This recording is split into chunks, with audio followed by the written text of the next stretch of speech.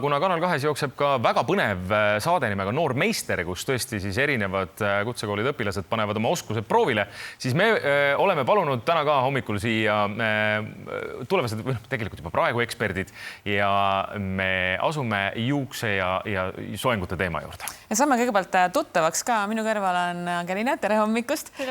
Kui kaugel sina oled oma teekonnal, et ma ei tea, avada päris oma juuksurisalong või alustada päris tööd juuksurina? Ütleme nii, et kuna ma olen alles esimese kursuse õpilane, siis ei ole veel väga kaugel, pean natuke harjutama. Kui kaua õpitakse juuksuriks? Kui õpid põhikooli või peale põhikooli, siis 3 aastat. Nii et sul on alles kusagil kolmandik? Ja, just. Ja minu kõrval on Darja. Tere hommikust, Darja. Hommik. Mitmendat aastat sina õpid juuksuriks juba? Ka 3 aastat. 3 aastat? Ja. Sina asud täna, ma saan aru, siis meie modellile Aleksandrale soengut tegema? Ja, täpselt. Kas on närv sees ka? No ikka. On jah, käsi väriseb natukene? No ja natuke. Ei ole hullu. Pruudisoeng on see, mida me täna hakkame tegema? Ja. Kas see on väga keeruline? No mitte. Ei ole jah? Väga hea. Kaua see enamasti aega võib võtta? Umbes natuke rohkem kui tund. Natukene rohkem kui tund? Tere hommikust, Aleksandra. Aleksandra, ma küsin sinu käest ka, et milline juuksuri klient sa tavaliselt oled, et osad teavad väga täpselt, mida nad tahavad, mida tohib teha. Osad on nii, et ma annan vabad käed, et kuhu sina paikned? Mina ei tea mitte kunagi, ma olen kaaluda tähtküüst ja mulle hullult meeldib, kui juuksur on hästi enesekindel ja tahab katsetada, proovida uusi asju ja mina olen see, ma arvan, ideaalne klient, kelle peal võib kõike teha. Nii et sa annad omalt poolt mõnes mõttes ikkagi suhteliselt vabad käed, mis ma kujutan ette, on ju juuksuritele selline unistuste olukord. Selline klient vist pigem on unistus. On küll, jah. On tõesti. Kui rääkida üldse sellest, mis puudutab juuksurõpinguid, kuidas te alustate või mismoodi te alustate? Ma kahtlen, et ei ole päris nii, et ma lähen kohale, mulle antakse kohe juuksed kätte ja kohe hakkad lõikama või tavaliselt on teooria enne või kust see käib? Ja meil on teooria, kus me siis ennem meile räägitakse, kuidas lõigata. Kõik need räägitakse selgeks ja siis meil on nukupead, kus me saame harjutada. Et nende peal siis. Aga te olete õnneks juba mitu aastat harjutanud, Aleksandra, ära muretse.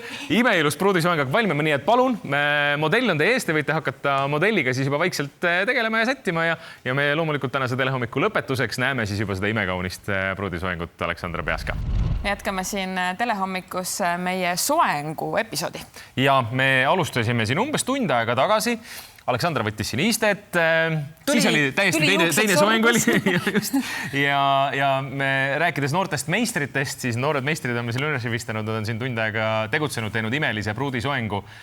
Natalja on meiega liitunud, tere hommikust. Tere hommikust. Kuidas sa hindad õpilaste tööd?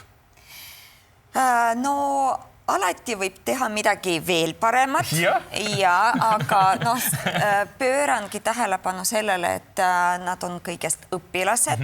Neil on veel võimalus praktiseerida ja arendada oma oskused, aga meie modell on täitsa rahul ja ta ütles, et sai just seda, mida ta soovis. Aga äkki natukene, kas tohib, Aleksandra, ma keerutan sind selle tooli. Mitte väga kõvasti. Ma ei tea, kes teist kolmest tahab natukene seletada ka vaatajale, et mis siis tegelikult täpselt see idee oli ja mida te olete teinud, et ma keeran sind natukeseks seljaga, kui tohib kaamera poole, sest et mulle tundub, et selle soengu üks selline uhkem detail on hoopis siin selja taga peidus. Et mis see täpselt, mida te taotlesite, mida te tegite siin? Me soovisimegi teha siis nagu pulmasoengut, kuna hoobusesabad tegelikult on hästi klassikalised, seda kantakse igal pool, kui sa oled trenni, näiteks kuhugi üritustele, et selle soenguga tegelikult saabki minna näiteks kuhugi lõpetamistele. Nii et see ei ole ainult pruudisoeng, sellega võib ka minna? Ja. Et igale poole võib minna. Aga kas see, et näiteks osad salgud nagu tunduvad, et on natukene nagu niimoodi tõmmatud kõrgemale, et kas nüüd siin Aleksandra käis vahepeal oma pead sassi ajamas või kas see on taotluslik? See ongi tegelikult niimoodi tehtud et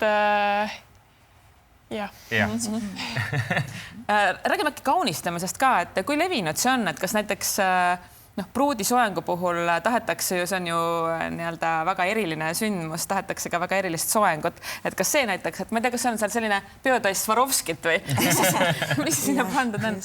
No see on viimasel ajal niisugune üks trendidest. Tegelikult kasutatakse niisugune kaunistus ja kaasaegsed noored pruudid ei taha enam kohati need klassikalised pruudikleite ja järelikult nad ei taha ka klassikalised pruudisoengud. Nad tahavad, et olekski midagi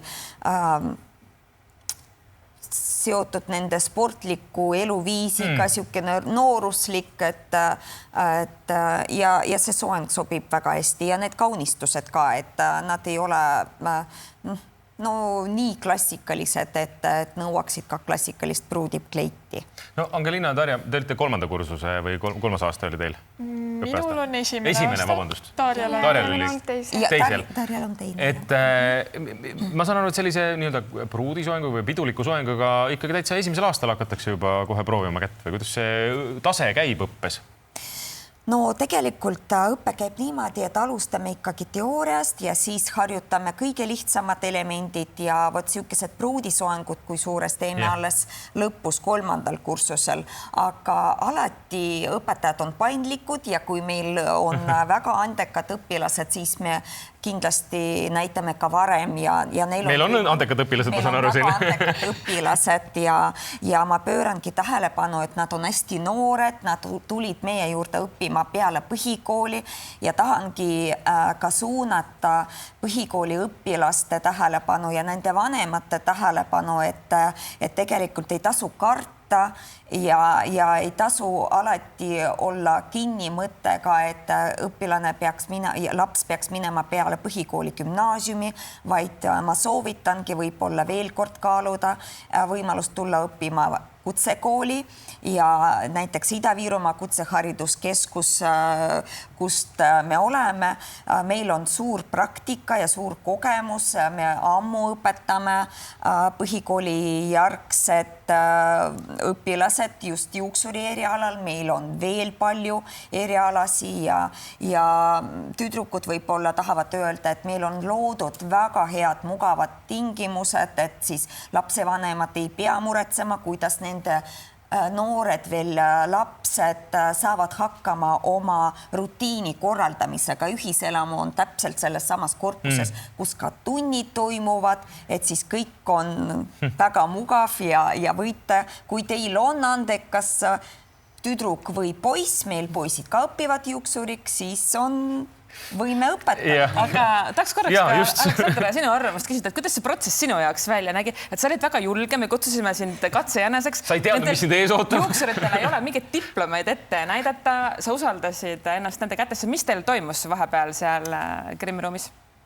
Ausalt öeldes läks natuke pingeliseks küll. Ma tundsin, et võistlusmoment praegu on, nagu oleks saates. Nagu oleks eksamit sooritanud. Ja isegi minul tuli närv sisse, aga mul oli tingimus see, et soeng peab olema vastupidav.